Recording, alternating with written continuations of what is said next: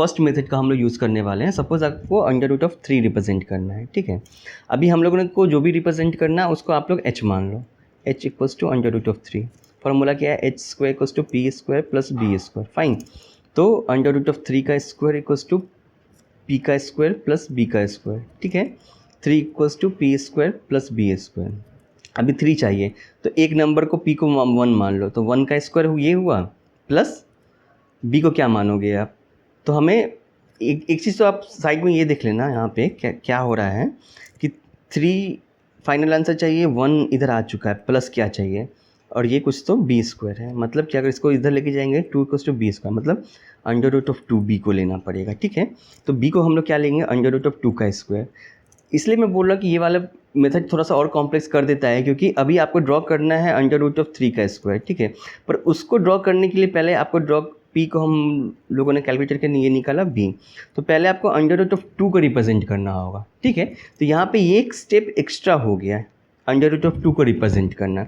अब under root of 2 को पहले आप फिर h मान लो, या एक h मान दो, h1 मान लो, तो h1 square equals to p1 square plus b1 square. Fine, अभी h1 क्या है, अंडर रूट ऑफ 2 का स्क्वायर इक्वल्स टू p1 का स्क्वायर प्लस b1 का स्क्वायर।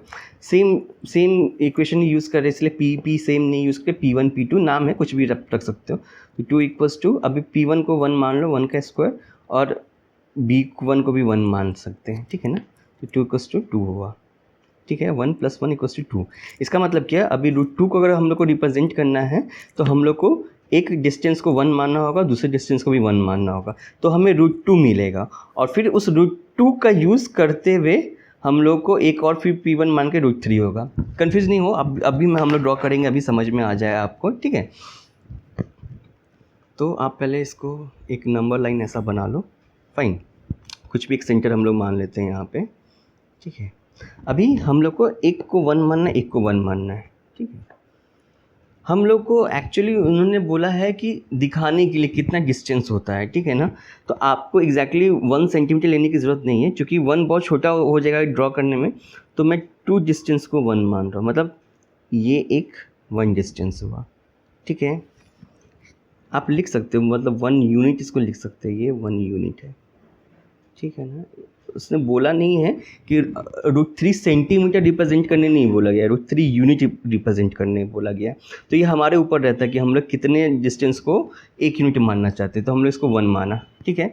अभी हमें हाइपोटेनस √2 है, ठीक है ना। तो इसके परपेंडिकुलर एक और ये 1 हुआ, तो हमें ऐसे भी एक 1 ड्रॉ करना है, ठीक है। पर वो लाइन किस एंगल पे होगा, ऐसे होगा, ऐसे होगा। पर परपेंडिकुलर कैसे निकालते हैं अभी हम लोग ने देखा, फिर हम लोग वही करते हैं। ये 1 यूनिट लिया, इसको एक फुल सर्कल ऐसा आप बनाओ,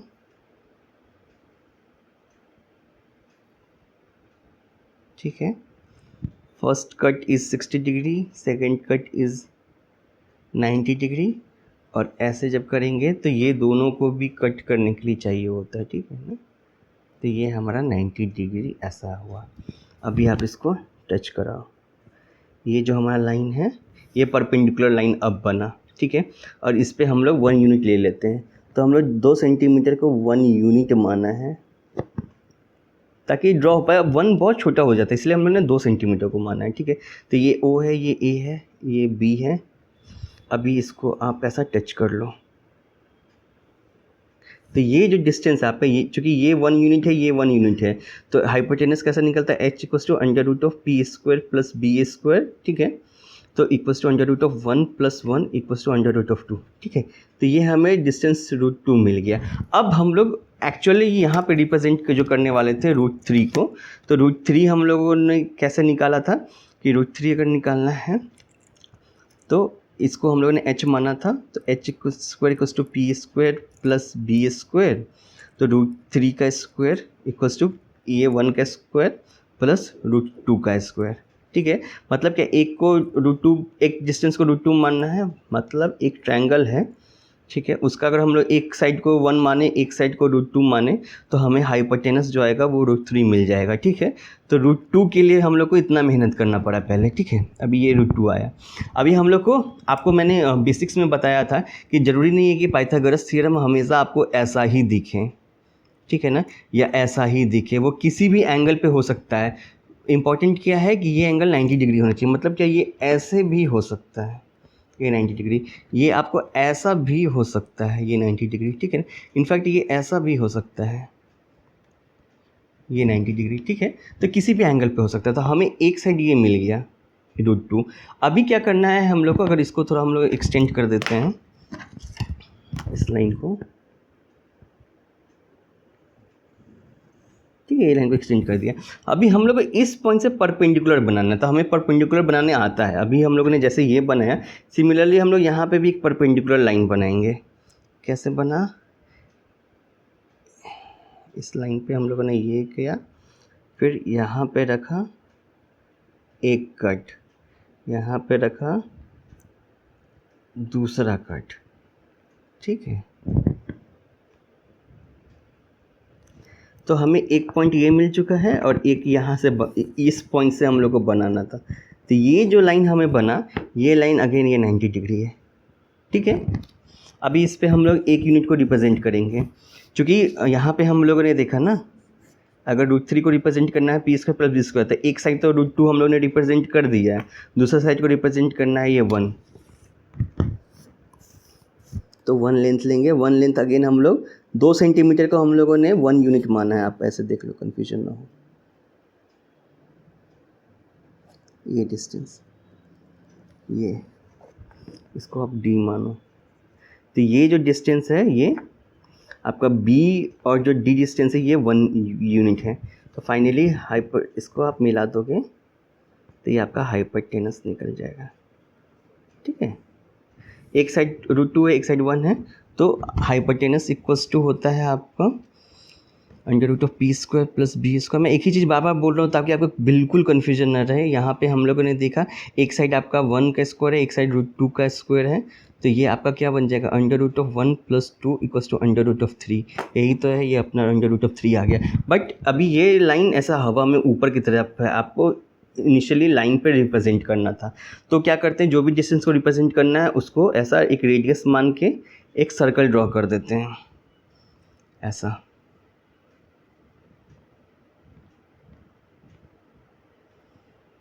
कोइंसिडेंटली यहीं पे ये ड्रॉप कर रहा है, ये जो आपका ये जो m डिस्टेंस है ये, तो O से लेके m जो आपका पार्ट है, मतलब क्या, ये आपका O हुआ, m हुआ और ये आपका O हुआ, ये ही डिस्टेंस आपका √3 है। आपको पेन से दिखा देता हूँ, ये डिस्टेंस और ये डिस्टेंस आपका √3 है। समझ में आ रहा है? आप एक बार फाइनली जब ये देखोगे तो लगेगा यार क्या ही हो गया, बट आपने स्टेप बाय स्टेप देखा किस तरीके से हम लोग को रिप्रेजेंट करना है, क्योंकि √3 रिप्रेजेंट करना था, ठीक है। √3 रिप्रेजेंट करने के लिए हम लोगों ने इसको हाइपोटेनस माना, तो h² = p² + b² था। ये क्यों कर रहे हैं, ताकि हम लोग को बाकी दो साइड का भी लेंथ समझ में आए, तब तो ड्रॉ करेंगे। तो जब हम लोगों ने इसका जब स्क्वायरिंग किया तो 3 = p² + b² हुआ। तो हमेशा कोशिश करना कि एक वैल्यू इंटीजर ही रहे। तो अब जब हम छोटा नंबर था तो हम लोग सबसे छोटा इंटीजर 1 माना, 0 डिस्टेंस को रिप्रेजेंट नहीं कर सकते ना, तो 1 माना, तो ये 1² हुआ। तो 3 में से ये आपका 3 था और ये 1 चला गया, मतलब 3 - 1, तो अभी फाइनली 2 बचा, और 2 रिप्रेजेंट कर रहा था b² को, इसलिए b का वैल्यू √2 निकल गया, ठीक है। तो हम लोग को क्या ड्रॉ करना था, अगर हम लोग को √3 रिप्रेजेंट करना था, हमें एक साइड 1 लेना था और एक साइड √2 लेना था, तब उसका हाइपोटेनस √3 आता। बट अभी √2 को कैसे रिप्रेजेंट करते, इसीलिए फिर से हम लोग को सेम प्रोसेस रिपीट करना पड़ा। तो √2 को अगेन हम लोग ने हाइपोटेनस माना, तो जब h² = p² + b² किया, मतलब ये h² = p² + b² ही है, क्योंकि यहाँ पे HPB यूज़ किया था, इसलिए हम लोगों ने H1 P1 B1 बस नोटेशन के लिए यूज़ किया है, ठीक है, कन्फ्यूज होने की ज़रूरत नहीं है। तो फाइनली हमें चाहिए था √2 चाहिए था, तो h² = p² + b², तो √2 का स्क्वायर होता है 2, तो अगर p का वैल्यू 1 लेंगे, b का वैल्यू 1 लेंगे, तो 2 आता। मतलब क्या, पहले √2 रिप्रेजेंट करने के लिए हम लोग को एक ऐसा ट्रायंगल बनाना था, राइट एंगल ट्रायंगल, जिसका एक डिस्टेंस 1 हो, एक डिस्टेंस 1 हो। तो ये करके हम लोग को इसका वाला डिस्टेंस √2 मिल गया। अभी फर्स्ट का पर्पस ये √2 मिला, और एक और परपेंडिकुलर यहाँ पे हम लोगों ने 1 बना दिया, तो जो फाइनली जो हमें मिला ये डिस्टेंस √3 मिला। अभी √3 को रिप्रेजेंट करना, तो कैसे रिप्रेजेंट करेंगे, इस तरीके से हम लोगों ने रेडियस लिया और ड्रॉ किया, जो भी पॉइंट आया वो आपका पूरा डिस्टेंस √3 हो गया। ठीक है, अभी आपके बुक में 2-3 सवाल और हैं, तो मैं एक्चुअली वो ड्रॉ नहीं करूँगा, मैं बता देता हूँ। सिंपल है, आप जिस तरीके से अभी हम लोगों ने देखा आप उसी तरीके से उसको ड्रॉ कर लेना। जैसे कि क्वेश्चन नंबर आपका 3 है, ठीक है, उसमें रिप्रेजेंट करना √10, फाइन। तो आप h को √10 मानोगे। अभी h² = p² + b² होता है, ठीक है। तो √10 का स्क्वायर हो जाएगा 10 = p² + b², फाइन। तो आप p को 1 मान लेना, और तो 10 में से 1 गया 9, तो आप इस b को 3 मानोगे तो आपका काम हो जाएगा। मतलब क्या, आपको एक साइड ऐसा ड्रॉ करना है। एक साइड को आप 3 यूनिट्स ले लेना, 3 सेंटीमीटर, एक को आप 1 सेंटीमीटर ले लेना। आप जब ऐसे ड्रॉ करोगे तो ये आपका √10 मिल जाएगा। ठीक है, यहाँ पे आप अपना कॉम्पास डालना, इसको आप रेडियस लेना और ऐसे ड्रॉ करना, तो ये जो आपका डिस्टेंस है ये आपका √10 आ जाएगा। ठीक है, क्वेश्चन नंबर 4 सिमिलरली ऐसे ही करना है सब कुछ, बहुत हार्ड कुछ ऐसा है नहीं। क्वेश्चन नंबर 4 में √8 है, h² = p² + b², 8 = p² + b²। ठीक है, अभी अगर फिर आप 1 ले लोगे तो 8 में से 1 गया 7, तो अभी √7 का स्क्वायर करना पड़ेगा, तो वो क्वेश्चन और कॉम्प्लेक्स हो जाएगा। ठीक है, तो आप उससे बेटर क्या करो, क्योंकि आप √7 को कैसे रिप्रेजेंट करोगे आप लाइन पे ड्रॉ करके, तो उससे बेटर है आप p को 2 मान लो। 2² 4 होता है, प्लस 2² 4, ठीक है, इससे आ जाएगा ये 4 + 4 = 8 हो गया है। तो left side right side same हो गया। तो आप क्या करना, एक इसको 2 सेंटीमीटर ले लेना, परपेंडिकुलर ऐसे ड्रॉ करके यहाँ पे भी 2 सेंटीमीटर ले लेना, और जब आप इसको ऐसे मैच कराओगे तो ये आपका √8 आंसर आ जाएगा। ठीक है, कुछ कन्फ्यूजन रहा तो आप कमेंट कर देना, मैं आपको वहाँ पे सॉल्व कर दूंगा। बट कोई सा भी क्वेश्चन रहे आपके दिमाग में ये रहना है, h² + p², h² = p² + b² form में डालना है। आपको h तो पता चल ही गया क्या रहेगा, और p और b को आपको इंटीजर वैल्यू की तरफ से सोचना है। अब एक क्वेश्चन है कि जहाँ पे √10.5 को करना है, इसको आप हाइपोटेनस लेके नहीं कर सकते, हम लोगों ने रीज़न देखा क्यों नहीं कर सकते। तो इसको कैसे रिप्रेजेंट करेंगे, कुछ नहीं करना है, एक लाइन आप ऐसे ड्रॉ कर लो। पहले लाइन ऐसा ड्रॉ कर लिया, 10.5 मार्क कर लो, और उसमें 1 सेंटीमीटर और ले लो, 11.5। ठीक है, ये आपका सपोज ये A है, ये B है, ये C हुआ। अब AC को आपको डिवाइड करना है, स्टेप्स एग्जैक्टली जैसा बताया गया है आपको, वैसा ही आप फॉलो करना हो जाएगा। ठीक है ना, इसका आपको मिडिल पॉइंट निकालना है, तो मिडिल पॉइंट निकालने का तरीका यही होता है, ऐसे किया।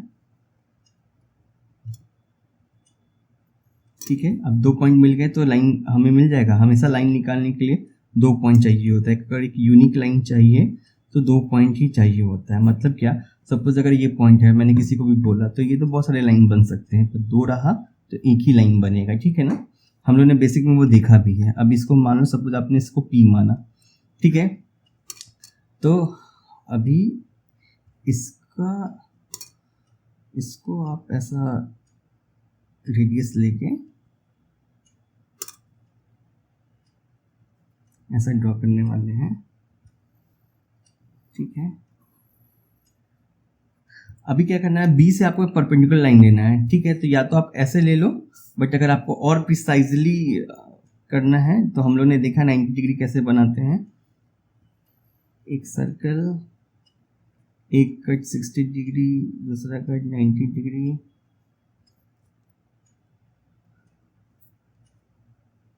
ठीक है, अभी यहाँ से इस लाइन को आपको मिला देना।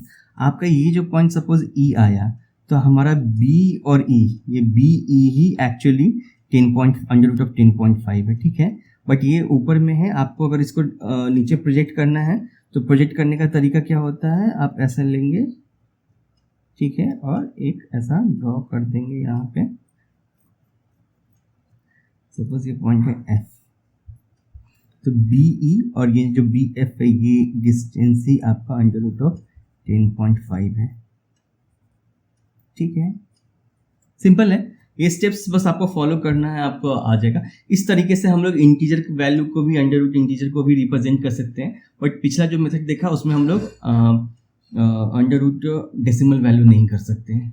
कुछ ना भाई, ये एक्चुअली दिखने में बहुत अजीब सा लगता है बट वो सिंपल है। जैसे हम लोगों ने ये डिस्टेंस 9.5 निकाला, 10.5 निकाला ना, सिमिलरली उसमें भी आप क्या करोगे, ये डिस्टेंस को पहले 9.5 लोगे, 1 सेंटीमीटर एक्स्ट्रा लोगे, मिड पॉइंट निकाला, जो भी तरीका है, तो उस तरीके से जब हम लोग सॉल्व करेंगे तो ये कुछ तो 9 √9.5 आएगा। उसके पीछे आप ऐसा यहाँ पे स्केल रख के 1 सेंटीमीटर आप चाहो तो ऐसा ये लेके और शो कर सकते हो कि दैट ये पूरा आपका 1 + 9 √9.5 आ जाएगा। समझ में आ रहा है ना? जो डिस्टेंस आप √9.5 लाओगे उसमें 1 यूनिट आप और ऐड कर दोगे तो आपका सॉल्यूशन आ जाएगा। उसमें कुछ भी हाई फाई एक्स्ट्रा चीज़ करने की ज़रूरत नहीं है। तो एक वेबसाइट है GeoGebra.org। तो यहाँ पे एक्चुअली मैं आपको समझाने के हिसाब से अभी दिखा रहा हूँ। जब एग्ज़ाम में कैसे करना वो मैं आपको अलग से बताऊँगा, बट आप वो विजुअलाइज कर पाओ जो आप पढ़ रहे हो वो आप एक्चुअली कैसा दिखता है, इसके लिए मैं यहाँ पे आपको वेबसाइट पे दिखा रहा हूँ। तो सपोज हम लोग को रिप्रेजेंट करना है 0.5555, ठीक है, 4 डेसिमल तक। तो हमें इतना तो समझ में आ गया कि वो नंबर 0 और 1 के बीच में ही होगा। 0.5555 4 टाइम्स अगर हम लोग को रिप्रेजेंट करना है तो 0 और 1 के बीच में होगा। तो कैसे होगा, तो अभी हम लोग थोड़ा जूम इन करके देखेंगे कि कैसे दिखता है। ये सिर्फ समझाने का पर्पस है। तो जब आप 0 और 1 को रिप्रेजेंट कर रहे हो तो देखो 0 और 1 के बीच में क्या आया, 0.5 आया। इसको और जूम इन करते हैं, ठीक है। अभी 0 और 1 को अगर आप देखोगे तो यहाँ पे वो 10 पार्ट्स में डिवाइड हो चुका है। 0 और 1 के बीच में 10 पार्ट्स डिवाइड हुआ है। तो क्या वो 10 पार्ट्स है, 0.1, 0.2, 0.3, 0.4, 0.5, 0.6, 0.7, 0.8, 0.9। तो हमें क्या चाहिए, 0.5555। मतलब क्या, वो 5 और 6 के बीच में ही होगा वो नंबर 0.55, ठीक है। एक एक करके नंबर जाना है। पहले हम लोग को 0.5555 रिप्रेजेंट करना था, तो हम लोग पहले 0.5 पे गए। तो 0.5 कहाँ मिलेगा, 0 और 1 के बीच में मिलेगा। तो 0 1 के बीच में जब हम लोग ने और जूम इन किया तो हमें ये सारे नंबर मिले। अब आते हैं 0.5 पे आ गए तो अगला क्या है, फिर 5 ही है, मतलब 0.55। तो अब सिर्फ इसको जूम करते हैं, 0.55 और 0.56। देखो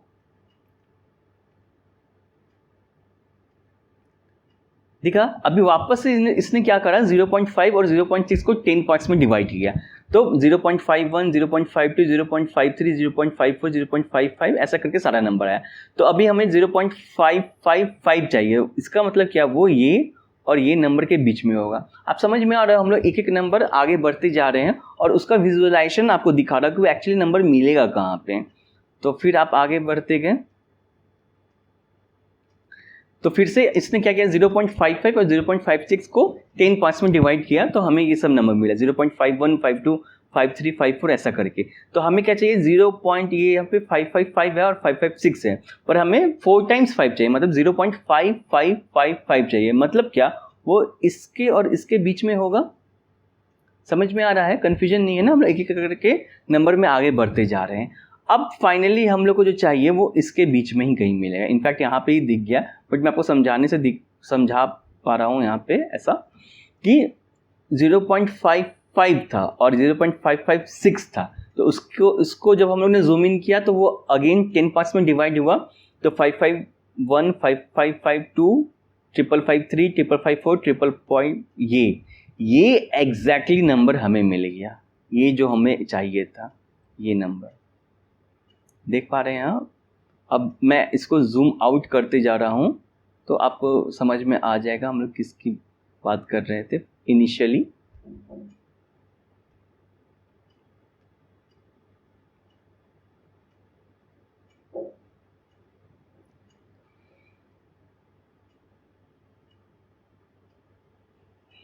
जी, हम लोग फाइनली यहाँ से स्टार्ट किए थे और हमें 0.5555 तक पहुँचना था। तो वो एक एक नंबर करके हम लोग आगे बढ़ते चले गए, ठीक है।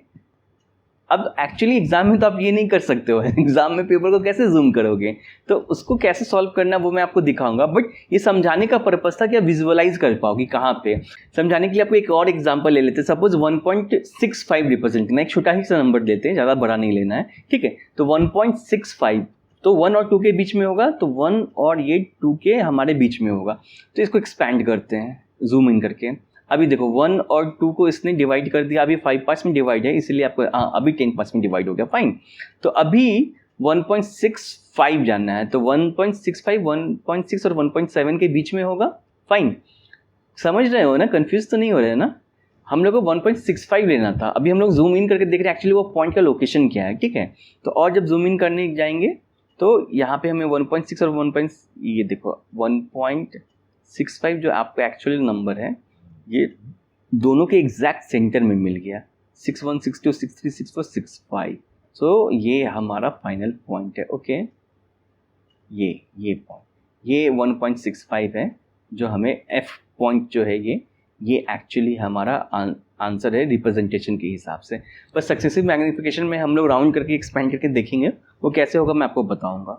क्योंकि ज्योमेट्री का यहाँ पे बहुत कुछ दिखाना है तो मैं आपको इस सेटअप में नहीं दिखा पाऊंगा। मैं क्या करूँगा, पेपर पे आपको एक्चुअल ड्रॉ करके दिखाऊंगा कि किस तरीके से हम लोग √5 हो गया, √10 हो गया, किस तरीके से हम लोग उसको रिप्रेजेंट कर सकते हैं। फाइन, हम लोगों ने देखा कि 0.5555 को कैसे रिप्रेजेंट कर सकते हैं, विजुअलाइज करके देखा था हम लोगों ने जूम कर करके। बट एग्जाम में ऑब्वियसली बात है हम लोग जूम तो नहीं कर सकते। तो आपके बुक में क्वेश्चन नंबर 9 जो दिया गया है कि विजुअलाइज द रिप्रेजेंटेशन ऑफ 3.765, ठीक है। जब कभी भी ऐसा सवाल रहे ना तो आपको क्या करना, आपको एक्चुअली 3 बार 4 बार ड्रॉ करना पड़ेगा, ठीक है। तो कोई दिक्कत नहीं है, ड्रॉ करने से डरने की ज़रूरत नहीं है। कोई ये 0 हो गया, 1 सेंटीमीटर, 2 सेंटीमीटर, 3, 4, मतलब कि ये 0 है, 1 है, 2 है, 3 है और 4 है। अभी 3.7 है तो 3 से ज़्यादा और 4 से कम होगा, तो आप ऐसा उसको प्रोजेक्ट करना और एक लाइन आप और ड्रॉ करना। बट इस बार आप 1 2 3 4 आप नहीं रखोगे, ठीक है। इस बार आपका 1 2 3 4 नहीं रहेगा। आप स्टार्ट करना अगेन 3 से।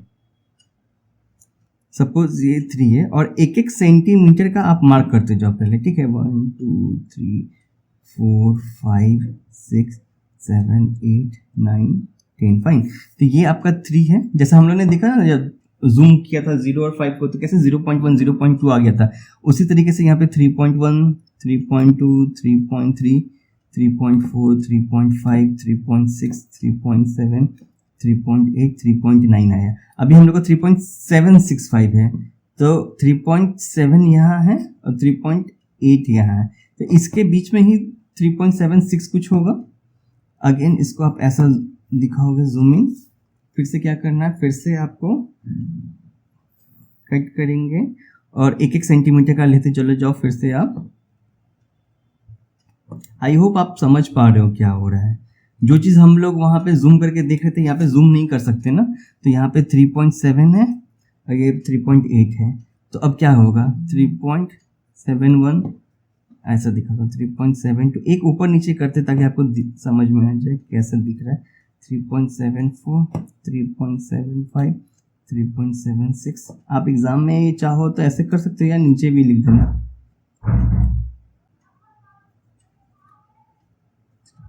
ठीक है। एक कम हम लोगों ने बनाया था, तो 3.76 और 3.77, मतलब इसके बीच में 3.76 तक आ गए। अब बस 5 और चाहिए, तो एक बार आपको इसको और करना पड़ेगा, ठीक है। सिंपल सा चीज है, आई मीन इतना सिंपल क्यों रखा वो नहीं पता, बट 1 2 3 4 5 6 7 8 9 10, तो ये हमारा 3.76 है, ये 3.77 है, 3.761 3.762 3.763 3.764 3.765 3.766 3.767, ये 8 768 3.769 3.770, तो हमें रिप्रेजेंट करना 3.6465, ये जो नंबर है यही हमें रिप्रेजेंट करना था फाइनल। इसी तरीके से आपको करना, आपको बस एक एक नंबर बढ़ते, पहला 3 पे फोकस करना है, तो 3 से कुछ ज़्यादा है तो 3 4 के बीच में रहा, तो 3 उसके बाद नेक्स्ट नंबर पे आए तो 3.7 यहाँ पे कहीं रहा, तो उसको हम लोगों ने एक्सपैंड कर लिया 10 इक्वल पार्ट में। अब 3.7 है 3.8 है, तो इसी के बीच में 3.76 होगा, फिर इसको एक्सपैंड करते चले गए, ठीक है।